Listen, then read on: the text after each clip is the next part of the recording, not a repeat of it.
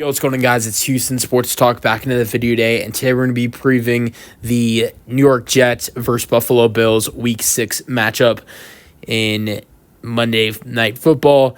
It's going to be great to see these two teams go up against each other after what happened last year, Week 1, Monday Night Football. Obviously, we know what happened on the third or fourth play of the game. Aaron Rodgers goes down, tears his Achilles. This is going to be, I think, an emotional night for Aaron Rodgers, just because of the fact that, he's playing the same team, same situation, Monday Night Football. I mean, it's not Week 1, it's Week 6, but Monday Night Football at MetLife against the same team. He tore his Achilles in the same place, same arena, same field, same opponent, and same games, same, being Monday Night Football. So that's going to be crazy. Also, it being the first game without Robert Saleh, as the Jets have fired Robert Saleh. So that will be really interesting for the Jets as well.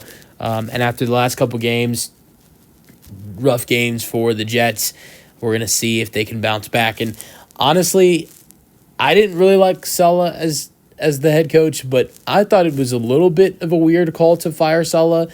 I know the last two losses were brutal for the Jets, but let's look at the two teams that they were playing. I mean, the last two losses, so you look at the last two losses, the first loss was Denver. Yes, was the offense atrocious against Denver, but teams tend to have a hard time when they go up against Denver sometimes because of how good their cornerback number one is in Pat Surtain.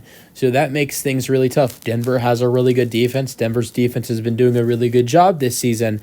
So their offense, I think you could say, not questionably, struggled to put points on the board. Only 9 points against Denver, which it makes it harder to do when you're facing Pat Surtain and that Broncos defense. And so that was really tough for New York and really couldn't score at all. But if you look at that game, if you look at that game, the Jets defense still did a really good job. Broncos only put up 10 points on the board. Bo Nix didn't even throw for 100 passing yards. So it's not like it was a whole terrible team performance. Then you look at the last week. Yes, does Aaron Rodgers play terrible in London, throws 3 interceptions, which is really, really rare for Aaron. And they lose by 6 points. Another close loss to who? The Minnesota Vikings. The same Minnesota Vikings team who was 4-0 going into that matchup. Now 5-0. Best record in the NFC. Second best record in the NFL. So, yes, it was a struggled game. Defense struggled from time to time. Darnold didn't throw. Darnold, I think, didn't even throw for 200 passing yards in that game. He might have been right over 200, but Darnold struggled, or Darnold didn't struggle, but Darnold was not as good as he was the previous weeks, and big reason was because of the defense he was facing, and so it was a close game. And yes, did Rodgers play terrible through 3 interceptions, but it was a close loss. And it's not like they're 1-4 or 0-5; they're 2-3. It really shocked me that they fired Robert Saleh, but now you start a new beginning. Robert Saleh's gone. Jets got to move forward and try to get a win tonight against the Bills. It's going to be a fun game. I'm going to go over the injuries and preview this matchup a little bit, and then I'm going to give my predictions. Starting off with the Jets injuries, Michael Carter, the second cornerback, is out for this game dealing with a back injury. Tyler Conklin, tight end, is questionable with a hip injury. Last win the Jets had, he was huge. He had 93 receiving yards against the Patriots in their last win against the Pats. So hopefully he'll be out there tonight for the Jets. C.J. Mosley is dealing with a toe injury. He's questionable. And that's really it for notable injuries for the Jets. Then going to the Buffalo Bills. The Buffalo Bills, Ed Oliver, defensive tackle, is out with a hamstring. His expected return is Week 7 next week against the Tennessee Titans. Now, James Cook, this is big for the Bills, questionable with a toe injury. I am pretty sure that he'll be ready to go for this game, but just in case, the Bills have just announced, right as filming this video, was announced by Ian Rappaport, that the Bills have elevated Frank Gore Jr. from the practice squad for tonight's game. So I'm guessing that's in, potential, scenario if James Cook is not able to go. But I have a feeling that he'll be able to play in this game. But James Cook's questionable. Ed Oliver's out. And then also you have Khalil Shakir, who is questionable with an ankle injury. He missed their last game last week against the Texans.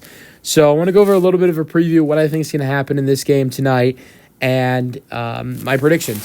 So here's how I see this game going. I think this is a close, low-scoring game because you got two good defenses. And the way I see this really going is, these are two defenses in New York and Buffalo who have been good against the pass this year, good against the pass game. Outside of last week's performance for the Bills against C.J. Stroud, C.J. Stroud for 300, he threw for 300 last week. Outside of that performance for C.J. Stroud, the Bills have not had a quarterback go for over 200 passing yards on them this year outside of C.J. Stroud last week. So with that being said, New York's defense has also been really good.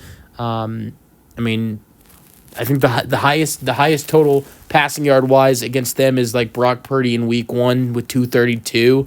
So their pass defense has been really good. But then you look at the two weaknesses for both defenses, and it's been the run game. The Jets' run defense has been really bad, really atrocious.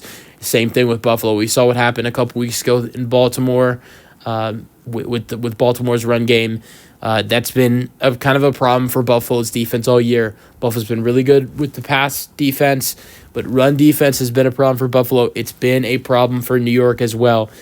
It's been reported that after Robert Saleh's firing, that New York wants to focus more on the running game, and I think this is the great team. This is a great defense to do that against tonight, knowing that Buffalo's really bad at stopping the run.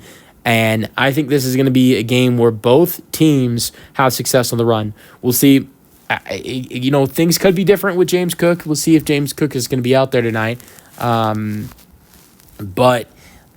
if he is out there, I think he has a good night.